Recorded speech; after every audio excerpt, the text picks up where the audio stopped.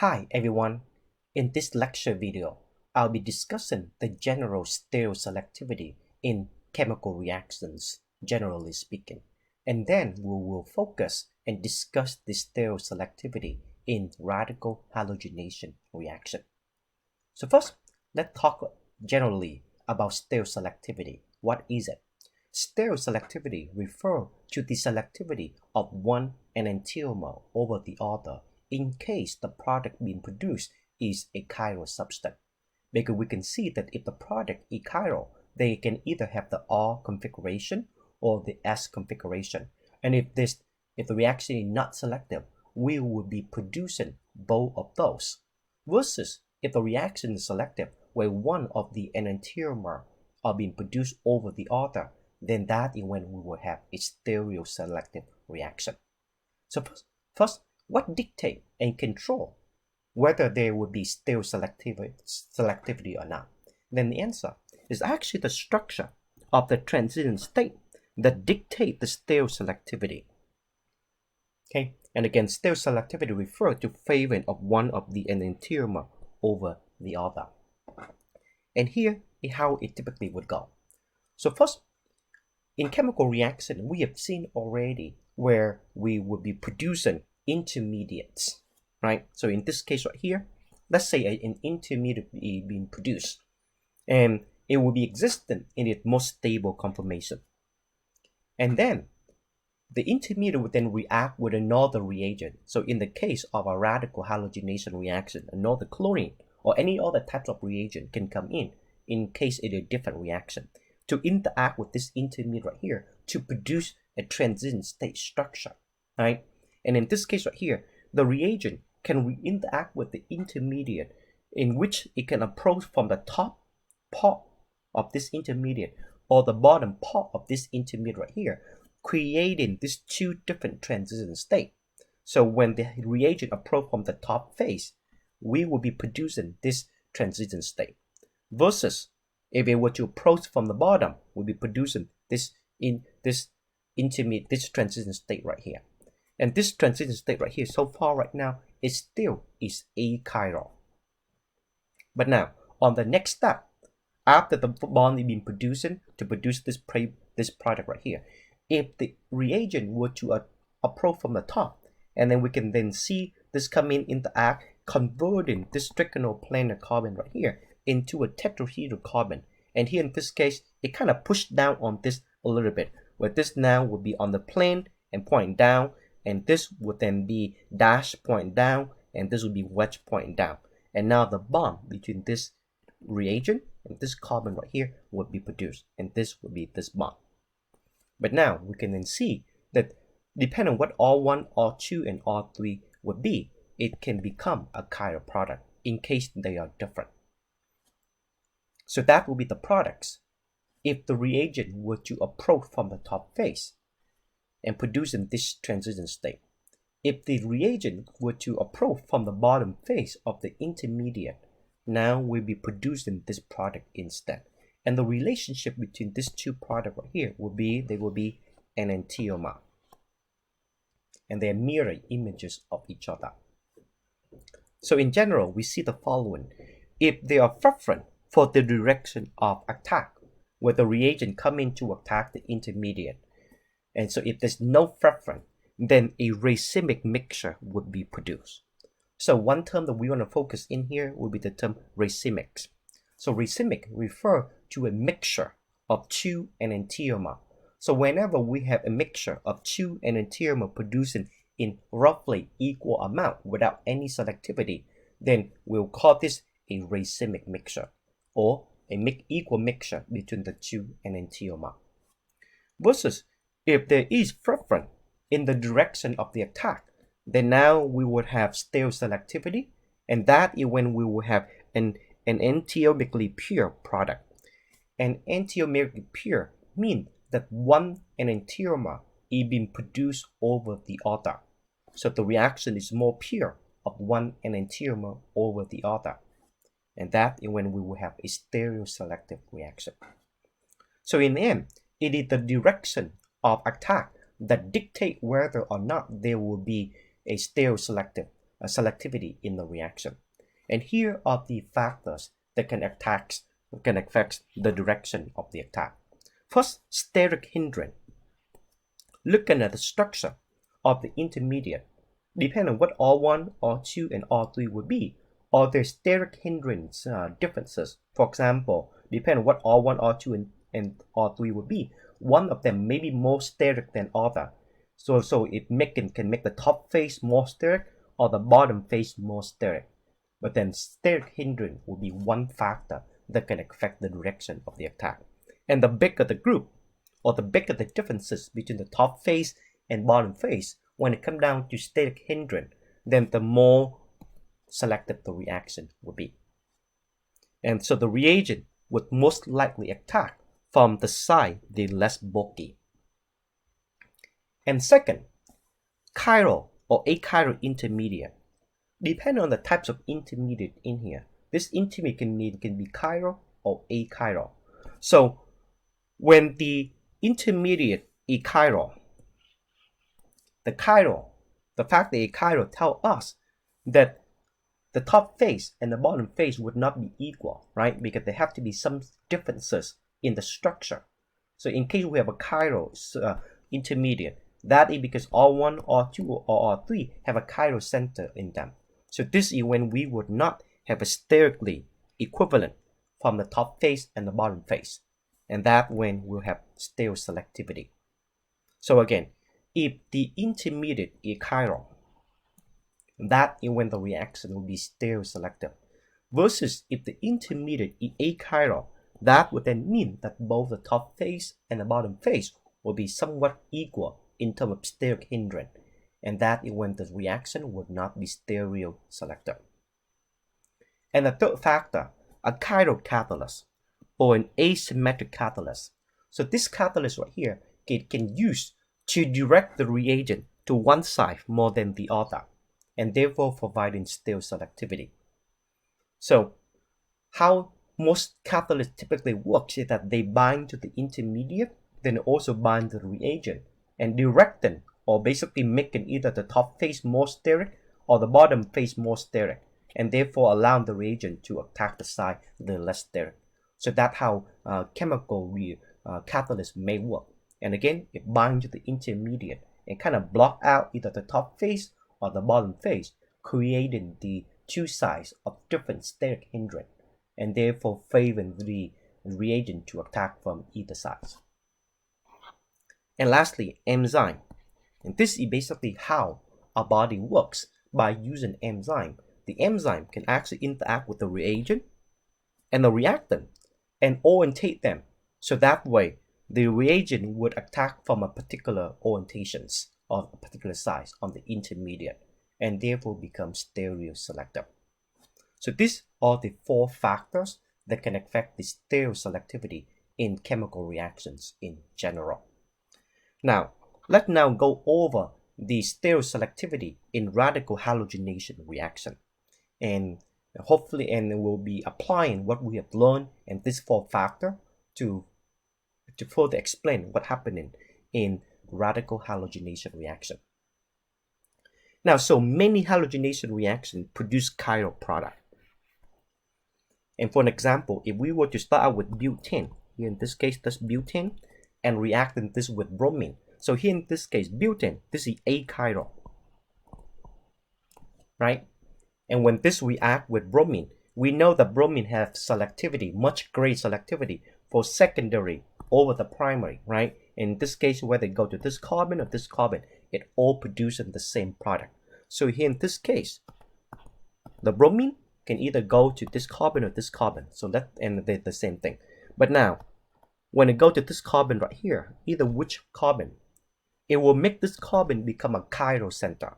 And here in this case, the bromine can be pointing up, dash, or it can also be wedge. So that's what can happen. And here in this case, this will then have the S configuration, and this will then have the R configuration. And now, both of this can be produced. Okay, so this will be chiral product. An achiral reactant, when reacted with bromine, would now become a chiral product. And if there's no selectivity between this R and this S product right here, then, and if both of them are getting produced equally, then we would then see that a racemic mixture would be produced.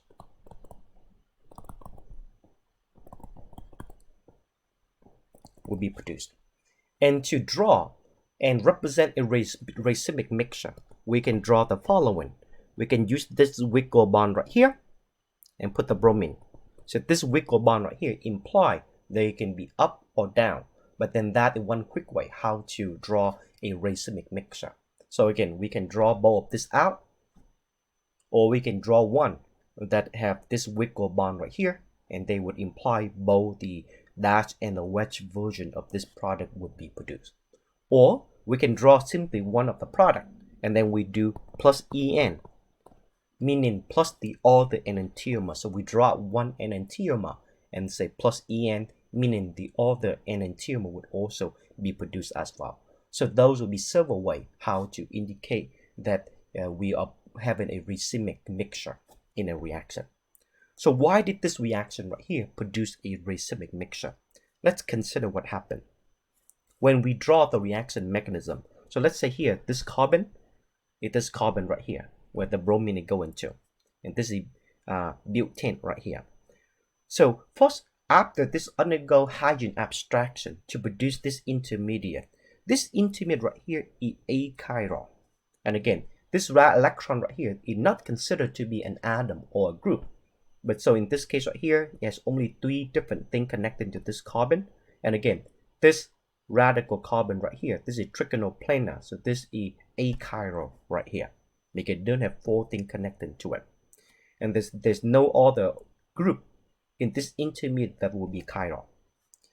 And once we have produced this intermediate already, the next step is to react with the bromine to undergo the second propagation step.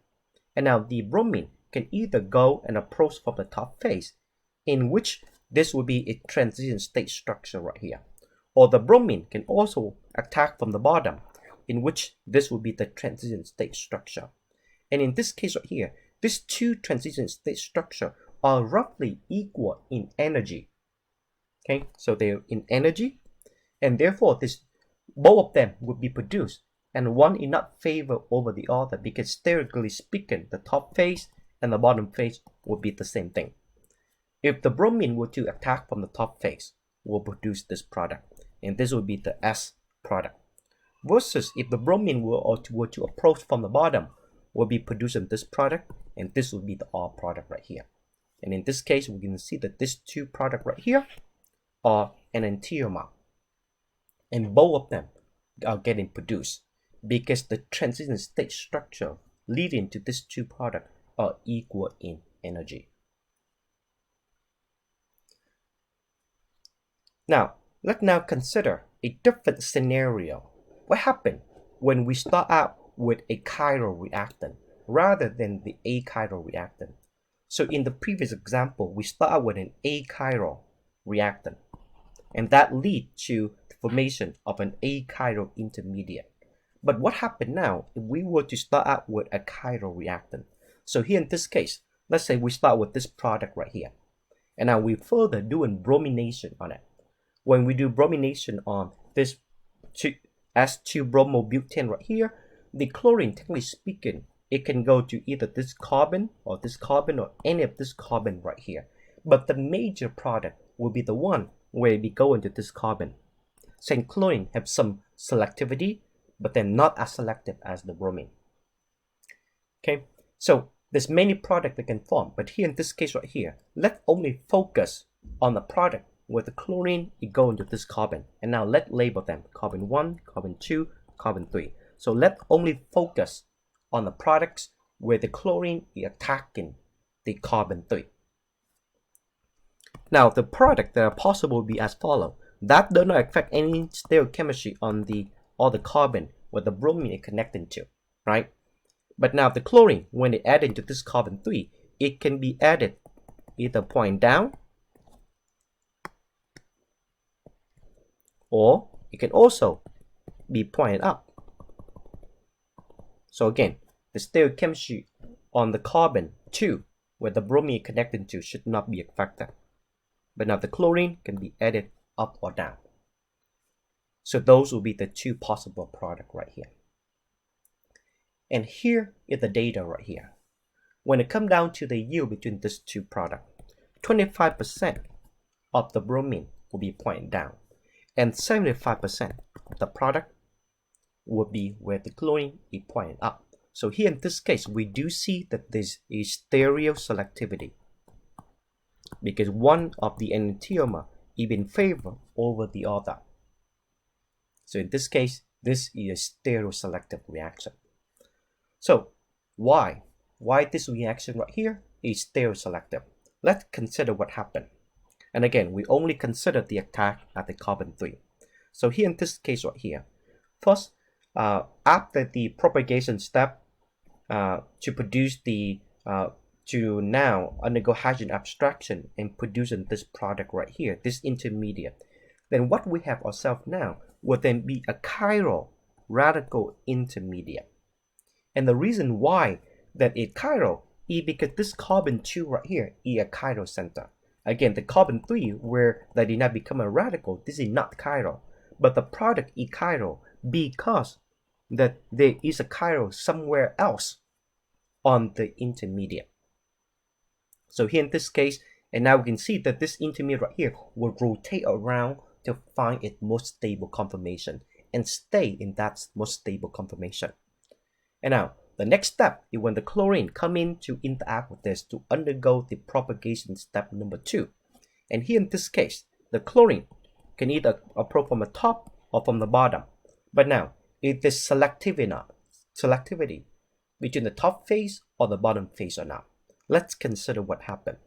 So here in this case right here, if we were to analyze this structure right here, the top phase and the bottom phase cannot be symmetrically in terms of state hindrance. And the reason why is because of the following. So in this case right here, we have this methyl group, and we know that this methyl group right here would be opposing to the other group in here. So in this case, this is its most stable conformation. And once this stays in most conformation already, we will then see that the top phase is closer to the bromine, while the bottom phase, the bottom part, this p orbital where the radical locate in, is now closer and in between the methyl group and the hydrogen. And in this case, this bromine right here is quite a bigger group, and because now it almost parallel and it in the same in the plane compared to this p in this p orbital where the radical will locate in, it makes this top phase right here more steric. So there's more steric here on the top phase because of that bromine lying in the same plane compared to this p orbital. So therefore, as the chlorine approaches this, the chlorine actually prefer to approach from the bottom. And this is why when it comes down to this two transition state structure, this structure right here will then be more stable.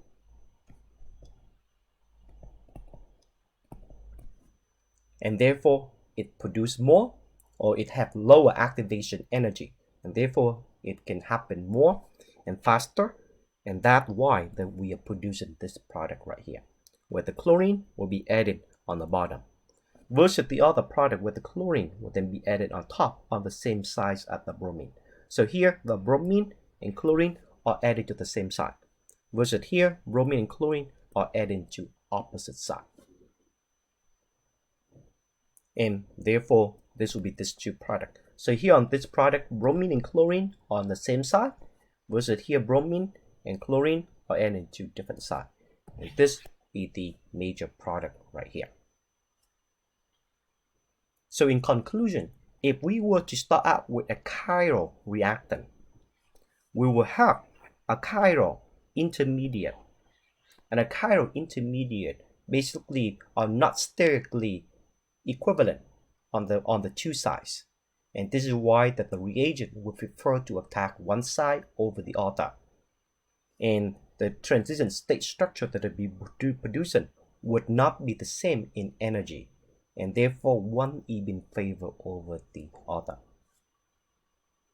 And it's quite easy for us to actually see and predict this. So if the bromine is already located and pointing down, then now the major product is when the other reagent will be added on top.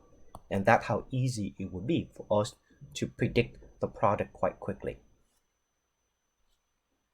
And now let's try some example in here. Predict the major product of this following reaction. So here in this case, we have this reactant. And right now, we actually have a chiral reactant. This is a chiral reactant right here. But let's see what happened on the product. Would this be a stereoselective reaction or not?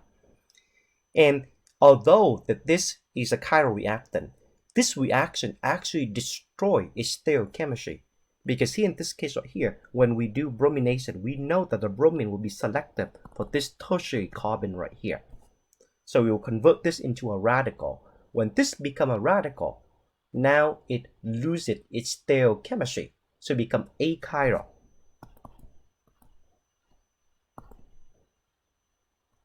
So it becomes achiral intermediate.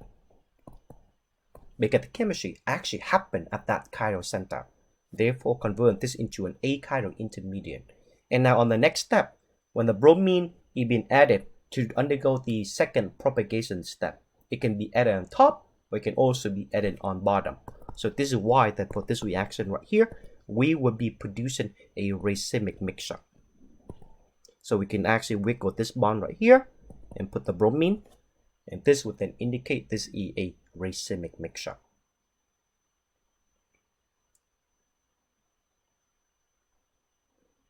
Now let's try one of the other example in here. So let's say reaction example number 4. So here is what we have right here, a reactant. And now when we react this with bromine, let's see what happened. So in this case right here, if bromine were to go in and react with this, there would be residual selectivity where the bromine would then be added to this carbon right here. Because this is the most substituted carbon, right, that have hydrogen on it. Now please remember that this will be quaternary carbon, and the bromine, there's no hydrogen on this carbon. So the bromine cannot go to those positions. But the bromine will be going to this position right here. Right now, this is a chiral center. But remember that when this reacts, the chirality at this carbon will be destroyed. However, this is also another chiral center, and the chiral center here is not being affected in any way. But first, we can see that on the structure of the intermediate, we would have the following. So again, this terbutyl, this group will be pointing up, and this will be pointing down. And now we have ourselves this intermediate where this carbon now becomes trigonoplanar. And now on the next step, the bromine will come in and react with this. So will this react from the top face or from the bottom face of this cyclopentane? Then the answer, because the top face right now is more steric. So the top side of this is more steric of this terbutyl group right here. So therefore, the bromine would be have more preference or prefer to go from the bottom. And that's how it gets incorporated into this product right here. So therefore, on the product, we would then have the major product where the bromine will be going from the bottom, added to the bottom sides. And this would then push this methyl group to be pointed up. So there you go. This would then be the major product of this reaction.